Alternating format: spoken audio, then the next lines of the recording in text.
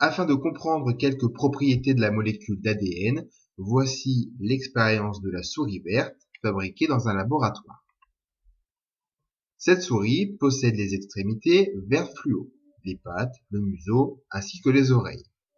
Cette couleur verte est due à la protéine Green Fluorescent Protein, la protéine GFP, qui est codée par le gène du même nom, le gène GFP. Ces souris n'existant pas à l'état naturel, on peut se demander comment elles ont pu développer de telles extrémités vertes. Ce que l'on connaît, nous, c'est l'existence à l'état naturel de cette méduse vert fluorescente. De plus, on sait que les cellules animales ont tout un noyau, un cytoplasme et une membrane, et que l'information génétique est contenue dans les chromosomes, c'est-à-dire l'ADN du noyau. Pour répondre à ce problème, il faut émettre d'abord des hypothèses. La première à laquelle on peut penser, c'est de transférer le noyau contenu dans une cellule de méduse à la place du noyau d'une cellule de souris.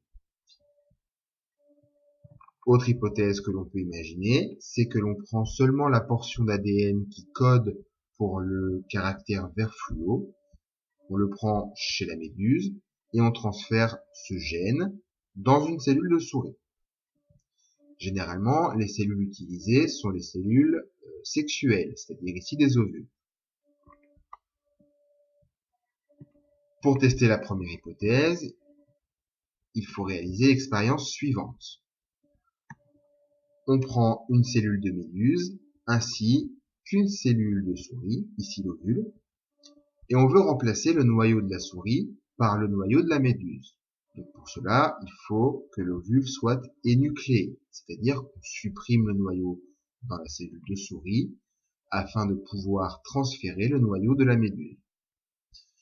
Ce nouvel ovule fabriqué est ensuite incubé dans une souris porteuse. Puis après gestation de cette souris porteuse, nous obtenons théoriquement des méduses vert fluo. Mais ceci est impossible à l'état naturel puisque la méduse et la souris sont deux espèces différentes. C'est-à-dire que tous les caractères de la méduse ne peuvent pas s'exprimer à la place des caractères de la souris. L'hypothèse ici est donc rejetée. Du coup, deuxième hypothèse. Ici, on peut penser que le transfert du gène qui code pour la couleur vert fluo et que l'on prend chez la méduse pourrait s'exprimer si on l'insère dans le noyau de l'ovule d'une souris. Pour cela, même principe, il faut prendre une cellule de méduse et un ovule de souris, mais cette fois-ci, on garde l'ovule complet, dans lequel on va intégrer le gène qui code pour la couleur vert fluo, et ce gène, on le prélève dans le noyau de la cellule de méduse.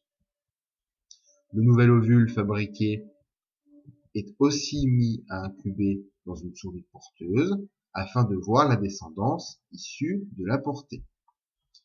Ici, la cellule de la souris porteuse donne naissance à des petites souris avec les extrémités vertes.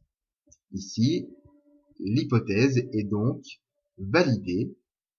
L'expérience de transgénèse a bien permis de l'expression du gène vert fluo chez la souris, tout en l'ayant prélevé dans une cellule de méduse. Il est donc possible d'obtenir des souris vertes en transférant le gène qui code pour le caractère vert fluo, en le prélevant d'une méduse et en l'insérant dans une cellule de souris. Il faut noter ici que la souris et la méduse sont deux espèces différentes. Le gène que l'on transfère, ici par exemple le gène vert fluo, est appelé gène d'intérêt, puisqu'il apporte le caractère qui nous intéresse. Ce qu'on peut tirer de cette expérience de transgénèse, c'est-à-dire cette deuxième expérience qui permet de valider la deuxième hypothèse, c'est que l'ADN existe chez tous les êtres vivants, aussi bien chez la méduse que chez la souris que chez l'homme.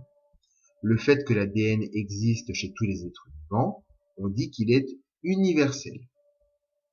Ici, un gène, c'est-à-dire une portion d'ADN, peut s'exprimer chez un autre individu en portant le caractère qu'ils possèdent, même si les individus ne sont pas de la même espèce. À la suite de cette vidéo, vous allez devoir réaliser un schéma fonctionnel de la transgénèse en vous aidant de l'expérience qui permet de valider la deuxième hypothèse. Pour que votre schéma fonctionnel soit réussi, il doit comporter les différents critères suivants. Un titre, une légende qui donne la signification des formes que vous utilisez sur votre dessin ou des symboles, ainsi que les couleurs. Pour que votre schéma soit complet, tous les éléments qui figurent ci-dessous doivent être présents sur votre schéma fonctionnel. Pour savoir comment les placer sur votre schéma, n'hésitez pas à vous inspirer de l'expérience de transgénèse qui vous a été présentée précédemment. Pour corriger cette activité, nous afficherons en classe un de vos schémas et c'est vous qui l'expliquerez à vos camarades afin qu'eux-mêmes puissent corriger leur propre schéma. Une fois votre schéma réalisé, vous devrez vous auto-évaluer grâce à la grille qui vous a été distribuée en classe.